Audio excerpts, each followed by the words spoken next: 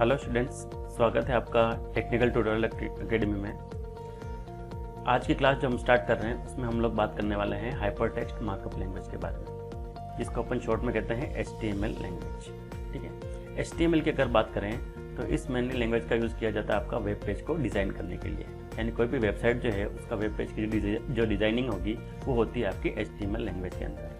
उसके बाद उस वेब पेज का जो स्ट्रक्चर से है, जो भी उसके ऊपर कंटेंट नज़र आ रहा है, आपके पास इमेज हुआ, टेक्स्ट हुआ, कोई एनिमेशंस हुआ, वो सारा जो डिज़ाइनिंग पार्ट है वो सब आपका डिज़ाइन किया जाएगा हाइपर टेक्स्ट मार्कअप लैंग्वेज के अंदर, यानी HTML के अंदर। तो ये इसका एक ब्रीफ इंट्रोडक्शन था कि एक्चुअल में इस लैंग्वेज का यूज़ क्या है। तो चलिए हम लोग स्टार्ट करते हैं इस लैंग्वेज के बारे में आगे। सबसे पहले बात कर रहे हैं अपन इंट्रोडक्शन ऑफ HTML के बारे में कि एक्चुअल में HTML आपकी होती क्या है। तो HTML stands for hyper text markup language. अब इसकी जो फुल फॉर्म है हाइपर टेक्स्ट मार्कअप लैंग्वेज, उसको अपन डिस्क्राइब करें अगर, तो सबसे पहले बात करते हैं अपन हाइपर टेक्स्ट के बारे में। यानी ये हाइपर टेक्स्ट क्या चीज़ है। तो यानी एक तो होता है अपने पास नॉर्मल टेक्स्ट और एक होता है हाइपर टेक्स्ट। हाइपर टेक्स्ट जो होता है ये बेसिकली वो वर्ड्स होते हैं जो क्या करते हैं, कोई भी ग्राफिकल मटेरियल है, ग्राफिकल मटेरियल्स से रिलेटेड जो भी वर्ड्स हैं वो होते हैं आपके हाइपर टेक्स्ट। ठीक है, उसके बाद आगे बात करते हैं अपन मार्कअप। अगला वर्ड है अपने पास मार्कअप। मार्कअप की बात करें तो ये जो है ये क्या होता है, स्पेशल कुछ कोड होते हैं, कोड या जिसको अपन सिंबल्स भी कह सकते हैं। यानी वो कोड या वो सिंबल्स जो किसी वेब पेज के ऊपर जो कंटेंट है, यानी वेब पेज के जो कंटेंट्स हैं, यानी वो कैसे डिस्प्ले होने वाले हैं, यानी how to display web page contents. यानी आपके वेब पेज के ऊपर जो कंटेंट है वो किस टाइप से डिस्प्ले होने वाले हैं। तो बेसिकली अगर अपन इसको इन शॉर्ट बात करें तो मार्कअप जो होता है वो बेसिकली कुछ टैग होते हैं। यानी टैग यानी वो वर्ड्स जो क्या डिसाइड करेंगे कि आपके वेब पेज के जो कंटेंट्स हैं वो किस टाइप से डिस्प्ले होने वाले हैं, यानी कैसे उनको डिस्प्ले करवाना है। तो ये कौन डिसाइड करता है, आपका मार्कअप बात करता है। और लैंग्वेज का मतलब क्या होता है, कोई भी प्रोग्रामिंग लैंग्वेज होता है। तो इसको इन शॉर्ट में हाइपर टेक्स्ट का मतलब क्या होता है, वो वर्ड्स, ठीक है, जो स्पेशली कोई न कोई एक्शन करते हैं किसी वेब पेज के ऊपर, उससे रिलेटेड जो लैंग्वेज होती है वो आपकी आती है हाइपर टेक्स्ट मार्कअप लैंग्वेज। ठीक है, उसके बाद अगली बात करें, HTML is standard markup language for creating web page. यानी किसी भी वेब पेज को क्रिएट करने के लिए आपकी ये लैंग्वेज यूज में आती है। HTML describe the structure of web page, यानी किसी वेब पेज का जो स्ट्रक्चर है वो डिस्क्राइब करने के लिए आपकी HTML लैंग्वेज यूज में आएगी। HTML consist of a series of elements, यानी बहुत सारे एलिमेंट्स के थ्रू ये आपकी बनी होती है, जिनको अपन टैग्स कहते हैं। एक्चुअल में टैग क्या होते हैं वो अपन आगे डिस्कस करेंगे। HTML elements tell the web browser how to display the content. यानी HTML जो होती है वो आपके वेब ब्राउजर को ये बताती है कि आपके जो कंटेंट्स है वेब पेज के ऊपर वो किस टाइप से डिस्प्ले होने वाले हैं।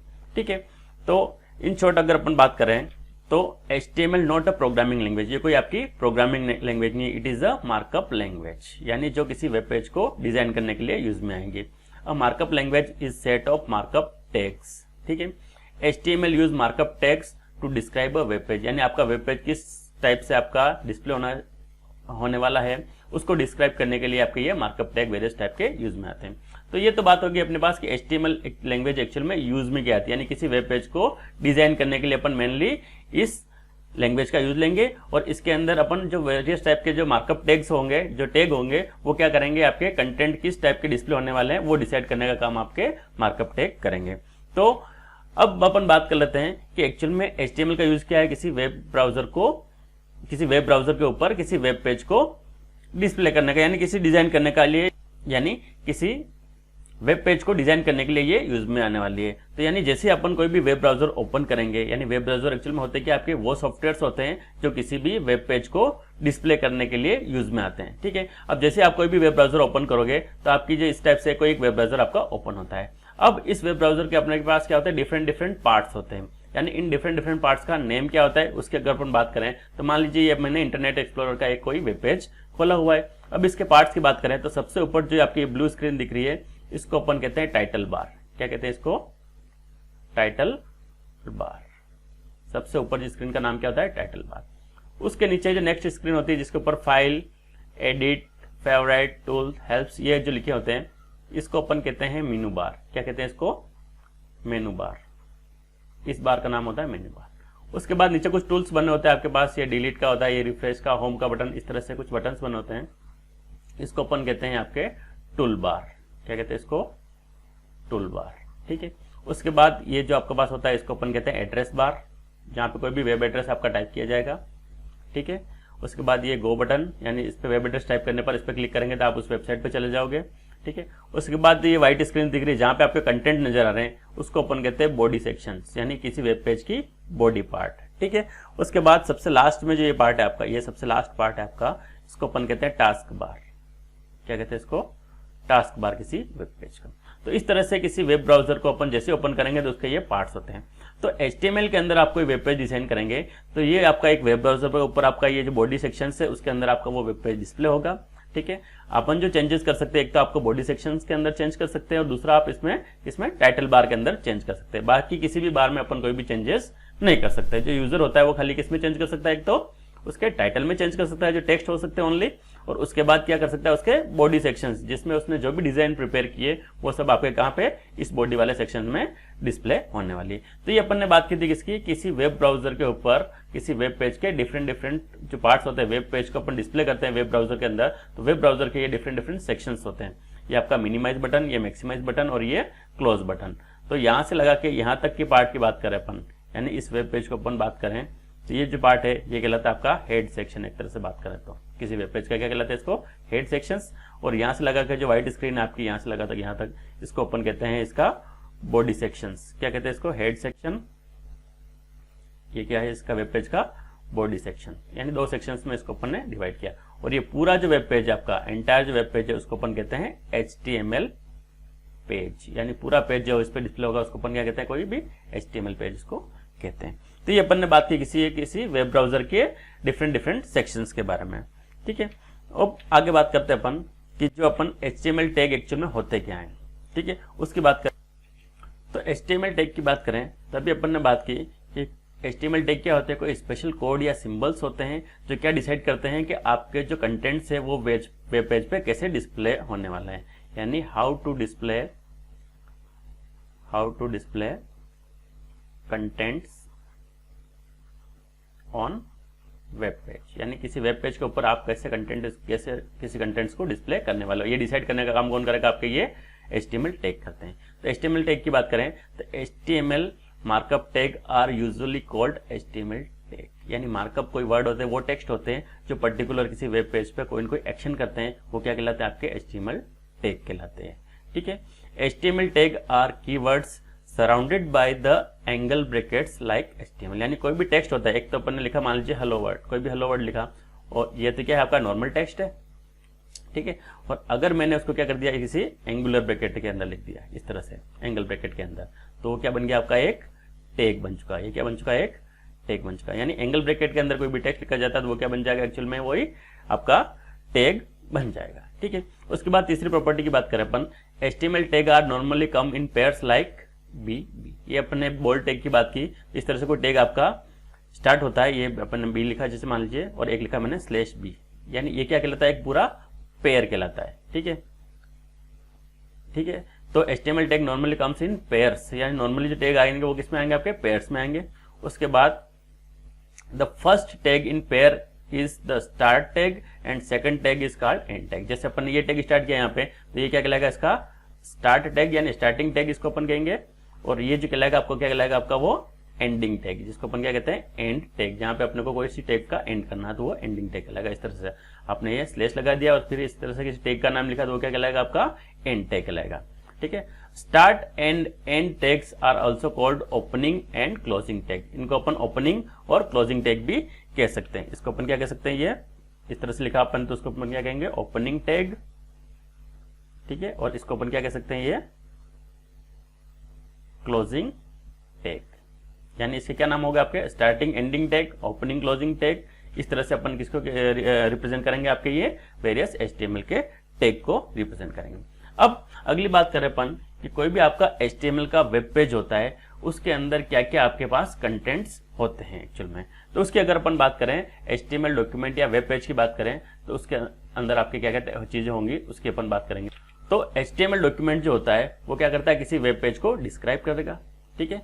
उसके बाद HTML document content HTML text and plain text, यानी कोई भी वेब पेज है आपका, मान लीजिए ये आपका वेब पेज है, इसके अंदर क्या होंगे, एक तो आपके टैग होंगे, क्या होंगे, एक तो टैग होंगे और दूसरे क्या होंगे आपके प्लेन टेक्स्ट, यानी जो टेक्स्ट आप वेब पेज के ऊपर डिस्प्ले कराना चाहते हैं और जिस तरीके से डिस्प्ले कराना चाहते हैं वो डिसाइड करेंगे आपके टैग और प्लेन टेक्स्ट, यानी इन दोनों को मिला के आपके कोई भी वेब पेज बनेगा, ठीक है।